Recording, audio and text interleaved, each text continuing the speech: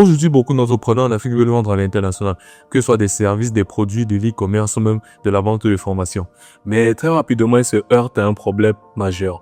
Comment encaisser les paiements à l'international? Parce que les outils les plus utilisés dans le monde comme Stripe, PayPal ou Wise ne sont pas toujours accessibles depuis la majorité des pays africains. Résultat, beaucoup de personnes abandonnent en pensant que c'est impossible d'encaisser ces paiements de l'Europe ou bien de l'Occident quand on vit en Afrique. Mais la solution, c'est qu'il existe des solutions structurées pour accéder à ces outils et enfin vendre à l'international. Dans cette vidéo, je vais vous expliquer comment faire pour accepter des paiements internationaux et surtout comment certains entrepreneurs font pour, quand bien même ils vivent en Afrique, avoir des outils comme Stripe, PayPal et Wise. Reste bien jusqu'à la fin de la vidéo parce qu'à la fin de celle-ci, je vais te donner une solution ultra simple pour que toi-même tu puisses accéder à ces outils-là quand bien même tu vis en Afrique.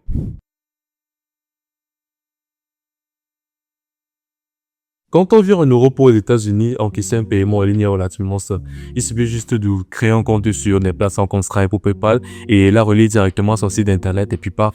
C'est comme ça qu'on fait pour encaisser des paiements quand on vit en Occident. Et lorsqu'on vit en Afrique, la réalité est tout autre. La plupart des plateformes financières fonctionnent avec des règles de conformité très strictes. Ils doivent vérifier plusieurs choses, comme ton identité, ton pays de résidence, ton type d'entreprise et même parfois l'adresse réelle à laquelle est située ton entreprise. Et c'est là que beaucoup d'entrepreneurs africains rencontrent des difficultés. Et peut-être que toi aussi tu t'es déjà retrouvé dans l'une de ces situations. Lorsque tu essaies de créer un compte, ton pays n'est pas supporté. Lorsque tu essaies d'ouvrir un compte PayPal, tu n'arrives pas à accepter des paiements. Ou même encore, tu essaies de créer un compte Stripe, mais malheureusement, comme j'ai dit plus tôt, ton pays n'est pas supporté. Ou alors même tu as réussi à créer un compte miraculeusement, mais quelques semaines plus tard, ton compte se fait bloqué ou restreint. Et c'est là que la majorité des personnes vont penser que le problème est sûrement d'elles, qu'elles ont peut-être mal rentré les informations, un truc similaire à ça. Mais la réalité vient plutôt du système qui est mis en place en général. Ces plateformes sont conçues pour fonctionner principalement avec des juridictions précises. Et lorsqu'un pays présente un niveau de risque qui est beaucoup plus élevé que ce que la plateforme est prête à supporter, l'accès à leur service devient beaucoup plus limité.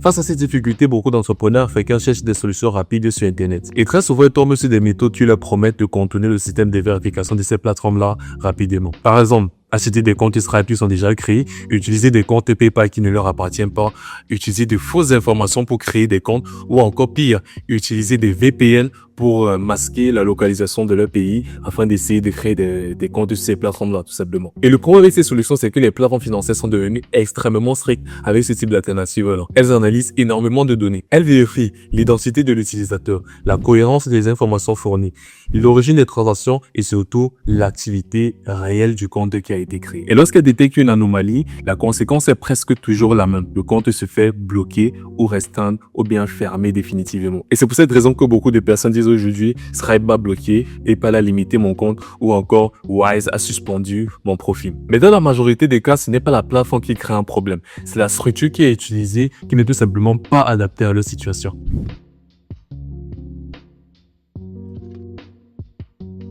Pour comprendre comment accepter les paiements internationaux, il faut déjà comprendre comment ces plateformes-là fonctionnent. Elles appliquent ce qu'on appelle les règles de conformité financière. Concrètement, elles cherchent à savoir si l'entreprise qui utilise le service est réelle et surtout cohérente. Elles regardent notamment l'identité du propriétaire, le pays de résidence, le type de structure qui a été mise en place, le type d'activité et surtout la cohérence entre l'activité et les transactions qui sont effectuées avec le compte. Et si tous ces éléments sont cohérents, le compte fonctionne normalement. Mais malheureusement, s'il y a des incohérences, le système déclenche des vérifications. Et c'est souvent là que les blocages apparaissent.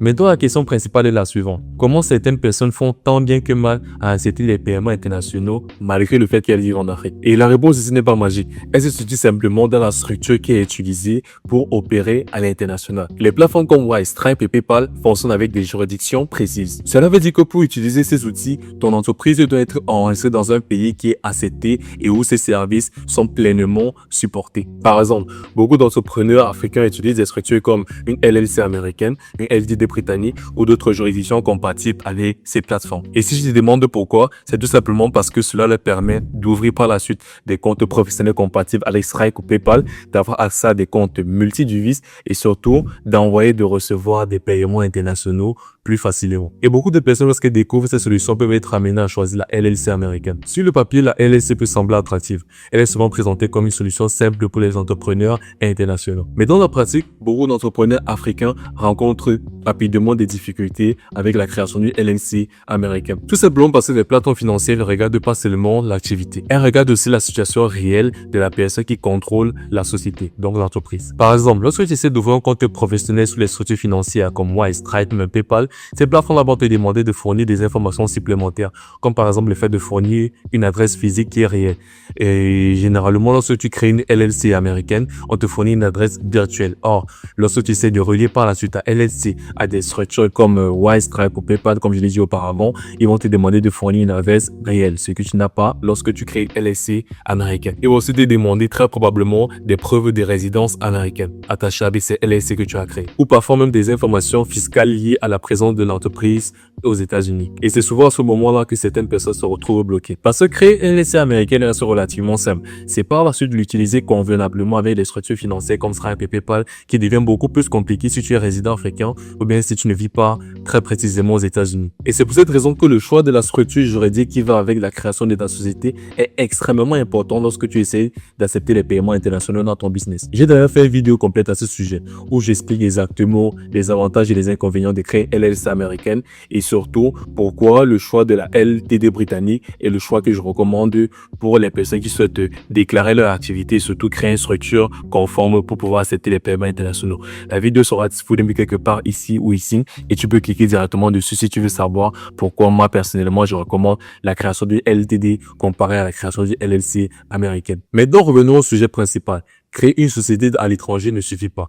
Les plateformes financières vérifient toujours plusieurs informations, comme l'identité du propriétaire, l'activité réelle de l'entreprise, la cohérence entre l'activité et les paiements reçus et parfois même les documents liés à l'entreprise. Donc la vraie stratégie qui est utilisée par les entrepreneurs africains qui arrivent à accepter les paiements à l'international repose principalement sur trois choses. Premièrement, une structure adaptée. Une entreprise enregistrée dans une juridiction compatible avec les plateformes de paiement.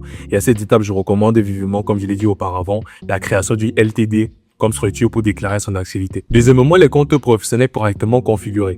Et à cette étape, il faut un compte Wise relié à la société pour pouvoir déjà configurer son premier PA. Et enfin, troisièmement, une activité claire et cohérente. Les plateformes doivent comprendre ce que tu fais et pourquoi tu veux recevoir les paiements directement via leur plateforme. Quand ces trois éléments sont réunis, il devient beaucoup plus simple d'accepter les paiements internationaux sur les plateformes comme Stripe et PayPal. Maintenant, c'est toi qui me regardes, tu es entrepreneur et tu veux mettre en place ce type de structure correctement dès le départ sans risquer de blocage. C'est justement le type de problématique que nous traitons au sein de notre agence Prias, une agence de consultation en structuration financière internationale. Nous accompagnons des entrepreneurs qui veulent vendre à l'international et configurer correctement leur structure pour pouvoir utiliser les plateformes comme Stripe et PayPal ou même Wise dans un cadre conforme. Donc si ça t'intéresse de pouvoir te faire accompagner dans la structuration des moyens de paiement internationaux, tu peux tout simplement laisser le mot prêt en commentaire de cette vidéo aussi. Je t'expliquerai alors personnellement comment procéder pour te faire accompagner.